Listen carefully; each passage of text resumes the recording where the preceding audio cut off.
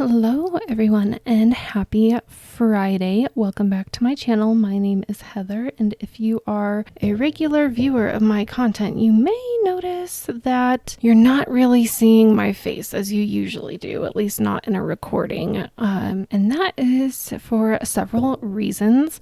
The first being that my desk behind me is an utter disaster, and I just don't have the motivation to clean it up right now because I have to record this video and get it out by noon, and then also I have to clock in and do some work, and I just don't have really that much time to clean.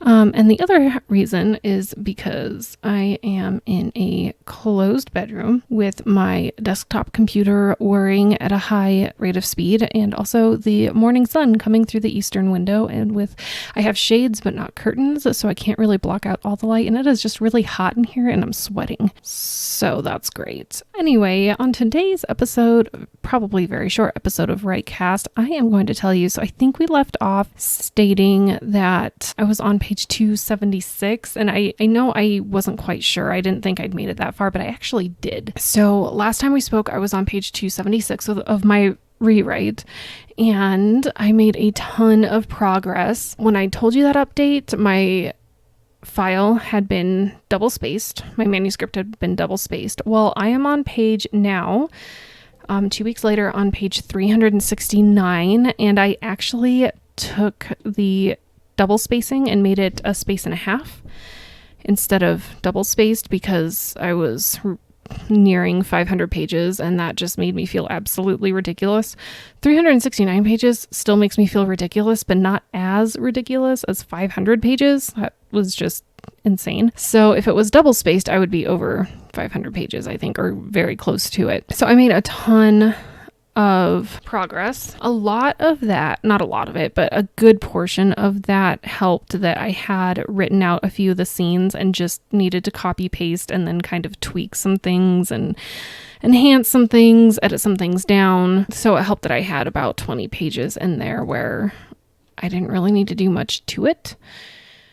But a lot of it has been a major rewrite. Just a lot of things needed to be changed, and I got them changed. And there was one night where I told my beta reader, I was like, I really just don't feel like doing it. But then I ended up opening up my laptop, plugging that USB drive in, and just going for it. And I got a ton done. That is where I'm at with this. She has been such an, she's been an inspiration, but also she's been just motivating me to do so much. And it's nice to talk to somebody, and she's not the only one I talk to about writing, but she's the one I talk to the most about writing because she gets me, and I'm not afraid to, there's a trust there. I'm not afraid to tell her the content and the graphic parts of my book. I'm always, for those of you who write graphic or read graphic novels, not graphic novels, but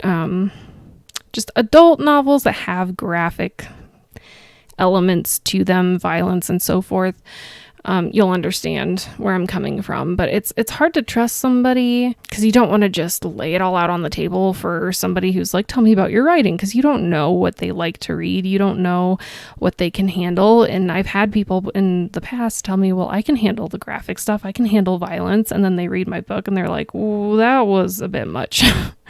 So Kit and I have established that trust between each other, which is really nice. So now I have someone that I can go to about my writing, and her writing's really good, and I just adore reading her stuff, which reminds me I need to catch up. There's a bunch of writing she's done that I have not read yet, and that's my goal this weekend, is to catch up on that. But anyway, that's that. I think I've really made a lot of progress with Mark and Rosalind's character development. That's something that I was really concerned about. I was concerned that Mark was either too passive, that I had made him too passive in the wrong areas and too aggressive in the wrong areas.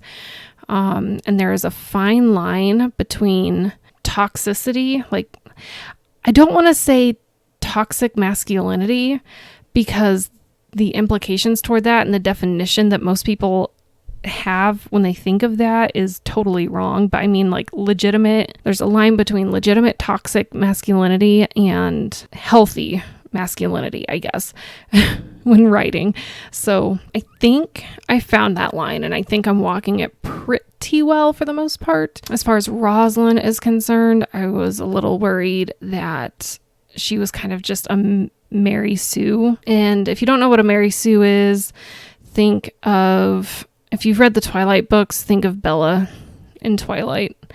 Just boring and drab. And I know that was the point of her character, so it kind of worked in those books. But I don't want Rosalind to be a Mary Sue. And so for her, I was walking a line between her being reserved and delicate and kind of just cautious. So she keeps her mouth shut. She's very quiet. She's more observant than she is talkative and, confrontational. So there's a very fine line between that and just having a boring character. And I think I'm finding that line. I don't know if I'm walking it yet, but I think I'm uncovering it, so to speak. That's that. I'm making a great amount of progress. I'm almost done, honestly. I've got 121,000, almost 122,000 words rewritten, and the original document is, I want to say 171,000. So it'll be interesting to see what the word count is at the end of the rewrite, because I've definitely added large scenes, but I've also taken out some very large scenes. I wouldn't say it's 1-to-1, but I've added and subtracted a whole bunch. That being said, okay, rewrite's going great. The Time Traveler's Wife. I have been reading that. I've been trying, but literally I'm only getting like between 2 and 5 pages at a time because I have a toddler and he likes to get into stuff and I have to save his life like 5 million times a day. So it's been really hard for me to balance the writing with the reading. And I do read during the day, but like I said, it's like 2 to 5 pages at a time. And then at night, I'm like, I can sit down uninterrupted because I know he sleeps through the night. Unless he's sick, he sleeps through the night. I know I can sit down for like 3 hours uninterrupted and still get to bed at a decent hour. And so I choose to write during that time because it's easier for me to read while being interrupted and pick back up where I left off if I need to set it down. For writing, it's more difficult to get into that mood and get that motivation going if I'm interrupted. So I may or may not have that book finished by next week, but I'm going to try a lot harder.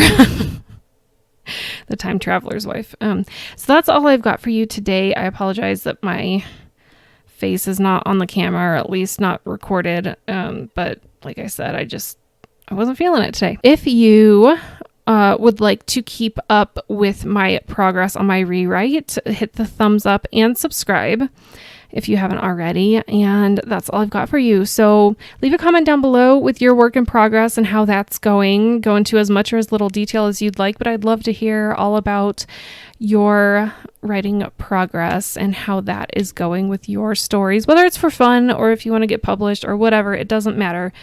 If it's poetry, if it's a novel, if it's a screenplay, whatever, it doesn't matter. Just whatever you're writing for whatever reason, let me know down below what your progress is on that. That's it. So until next time, guys, happy writing.